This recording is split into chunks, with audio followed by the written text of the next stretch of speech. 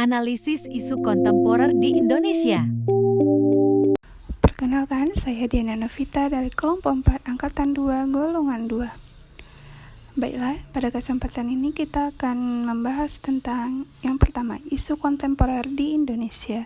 Yang kedua, bagaimana seorang ASN dalam menghadapi isu dan perubahan tersebut. Yang ketiga, teknik menepis isu dengan teknik USG.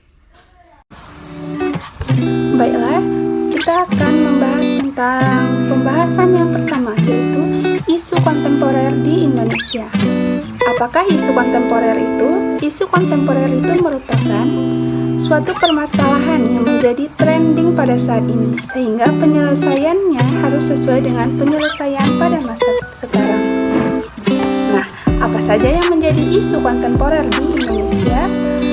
Yang menjadi isu kontemporer di Indonesia yaitu ada korupsi, ada narkoba, ada tindakan terorisme dan radikalisme, ada tindakan money laundering atau pencucian uang, ada kejahatan proxy war, dan yang terakhir ada kejahatan komunikasi massa yang bisa berupa penyebaran hoax, cybercrime, dan juga hate speech.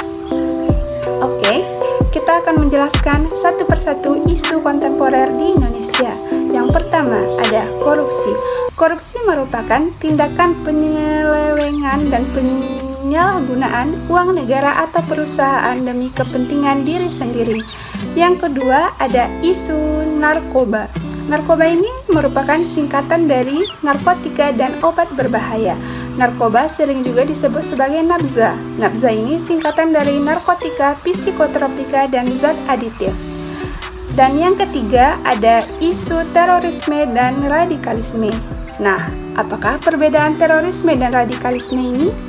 Radikalisme ini merupakan suatu tindakan seseorang atau sekelompok orang yang mempunyai paham tertentu yang memiliki tujuan mewujudkan suatu perubahan sosial maupun perubahan politik. Yang dengan tujuan yang mereka maksud ini, mereka harus mencapainya dengan tindakan aksi terorisme. Nah, apabila aksi terorisme ini terjadi, maka akan menimbulkan banyak korban massal. Yang keempat ada isu money laundering atau sering juga disebut pencucian uang. Money laundering ini merupakan tindakan kejahatan menyamarkan asal-usul uang atau harta kekayaan yang didapat. Sebenarnya, harta kekayaan yang didapat ini didapat dari tindakan kriminal, maka seolah-olah dibuat uang dan kekayaan tersebut didapat dari tindakan yang sah. Yang selanjutnya ada tindakan komunikasi massa. Contoh dari tindakan komunikasi massa ini ada hoax. Hoax ini lebih ke berita palsu yang sumbernya tidak dapat dipertanggungjawabkan. Yang kedua ada tindakan kejahatan cybercrime. Cybercrime ini merupakan tindakan kejahatan yang menggunakan komputer. Dan kejahatan komunikasi massa yang ketiga ada berupa hate speech. Hate speech ini merupakan uraian kebencian terhadap seseorang dengan atau tanpa sebab. Misalnya saja netizen yang bermulut pedas. Dan isu kontemporer Indonesia yang terakhir yaitu proxy war. Apakah proxy war itu? Proxy war ini merupakan perang antar dua negara yang terjadi karena dorongan oleh pihak lain yang tidak berkontribusi langsung terhadap perang tersebut. Nah, itulah sedikit penjelasan tentang isu kontemporer di Indonesia.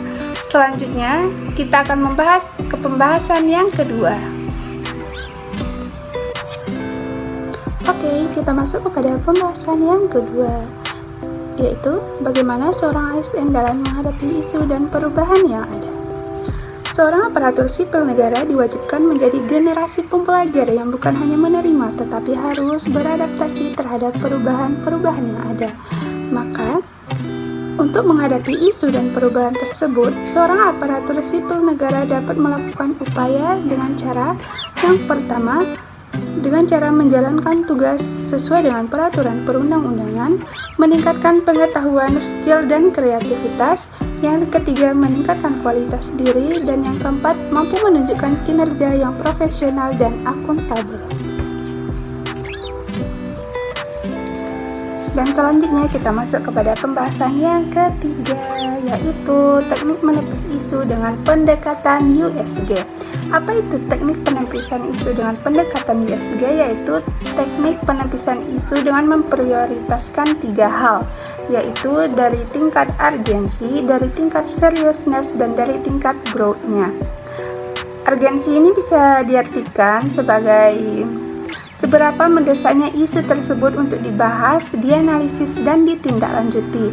Sedangkan seriousness bisa dinilai dari seberapa seriusnya isu tersebut dan dikaitkan dengan akibat yang akan terjadi jika tidak segera dibahas dan ditindaklanjuti. Sedangkan growth dinilai dari seberapa besar kemungkinan memburuknya apabila isu tersebut tidak segera kita tindaklanjuti. Nah, di sini kita menyajikan beberapa permasalahan yang saya dapati di lingkungan kerja saya, yaitu di lingkungan ruang rawat inap anak RSUD Pasaman Barat.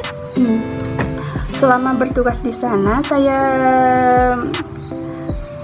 menyimpulkan ada 3 permasalahan dan saya akan menampilkan tabel di sini. Ada permasalahan pertama, permasalahan kedua, dan permasalahan yang ketiga. Dan ada nilai dari teknik urgensinya, seriousness-nya, dan growth. Sehingga setelah dilakukan teknik pendekatan USG dan didapatkan hasil nilai akhirnya, saya bisa disimpulkan permasalahan prioritas yang pertama, yaitu belum optimalnya pelaksanaan pendidikan kesehatan dalam meningkatkan pemahaman keluarga mengenai penanganan dan pencegahan demam kejang terhadap anak di ruang rawat inap anak RSUD Pasaman Barat. Contohnya, baiklah, sekian pembahasan kita hari ini. Semoga bermanfaat dan mohon maaf apabila ada kesalahan. Assalamualaikum warahmatullahi wabarakatuh.